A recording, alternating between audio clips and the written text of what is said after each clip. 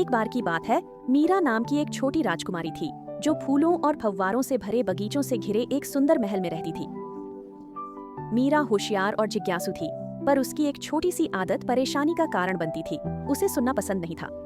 जब शाही रसोइया उसे रसोई से बाहर रहने को कहता तो वह पैर पटकती और कहती, क्यों? मैं बस देखना चाहती हूँ आप क्या कर रहे हैं। जब उसका शिक्षक उसे पढ़ाई पूरी करने को याद दिलाता तो वह फुफकारती, पर मुझे यह पहले से ही पता है, मुझे इसे फिर से क्यों पढ़ना चाहिए।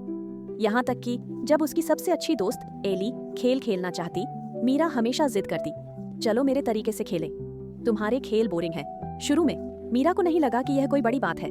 आखिर वह एक राजकुमारी थी, क्या उसे वही नहीं करना चाहिए जो वह चाहे। लेकिन जैसे जैसे दिन बीते, मीरा ने कुछ अजीब देखा।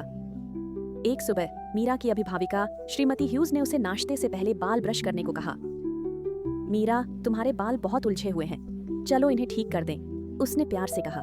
मीरा ने भौहें चढ़ाकर सिर हिला दिया, मुझे नहीं करना, यह जैसा है वैसा ठीक है।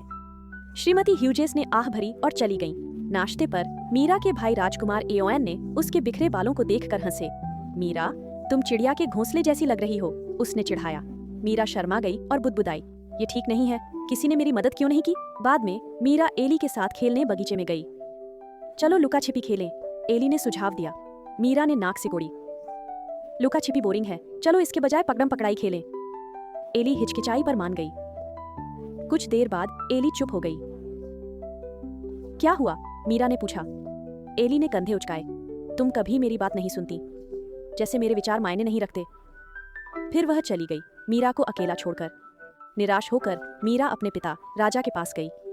पापा, कोई मेरे साथ क्यों नहीं खेलना चाहता? उसने पूछा। राजा ने प्यार से कहा, मीरा, सुनना बोलने जितना ही जरूरी है। जब हम दूसरों को नहीं सुनते, हम उन्हें दूर कर देते हैं। क्यों ना ज्यादा सुनने की कोशिश करो और देखो क्या होता है। मीरा ने इस पर सोचा, पर अगले दिन तक पूरी तरह नहीं समझी। उस सुबह मीरा की माँ रानी ने उसे नाश्ते की मेज लगाने में मदद मांगी। मीरा शिकायत करने वाली थी, पर फिर रुक गई। उसने कहा, ठीक है माँ, मुझे दिखाओ कैसे करना है। रानी मुस्कुराई और उसे प्लेटों का ढेर दे दिया। हर सीट पर एक प्लेट रखकर शुरू करो। मीरा ने देखा कि उसकी माँ कितनी खुश लग रही थी। धन्यवाद मीरा, यह बहुत मददगार था, रानी ने कहा। मीरा ने अंदर एक छोटी गर्म चमक महसूस की। बाद में एली खेलने के लिए महल में आई। आज क्या करना चाहोगी? मीरा ने कुछ नया आजमाते हुए पूछा। एली का चेहरा खिल उठा। सच में? क्या बगीचे में पेंटिंग करना चाहोगी? मीरा मुस्कुराई। हाँ, चलो ऐसा करते हैं। वे पूरी दोपहर हंसते और अपने चित्रफलक पर फूल बनाते रहे। जाने से पहले एली ने मीरा को गले लगाया। यह बहुत मजेदार था, मुझे चुनने देने के लिए धन्यवाद। उस शाम मीरा अपने पिता को शुभ रात्रि कहने गई। पापा, आप सही थे, उसने कहा। जब मैंने माँ और एली की सुनी, वे खुश थे और मैं भी। राजा ने सिर हिलाया। यही सुनने का जादू है मीरा, यह दिखाता है कि आप उनकी परवाह करते हैं। उस दिन से राजकुमारी मीरा ने सुनने की पूरी कोशिश की। कभी कभी वह अपने तरीके से करना चाहती थी, पर उसे याद आया कि दूसरों को खुश करना कितना अच्छा लगता है, और धीरे धीरे उसने पाया कि सुनकर उसने ज्यादा दोस्त बनाए, समस्याएं जल्दी सुलझाईं और ज्यादा मजा भी किया।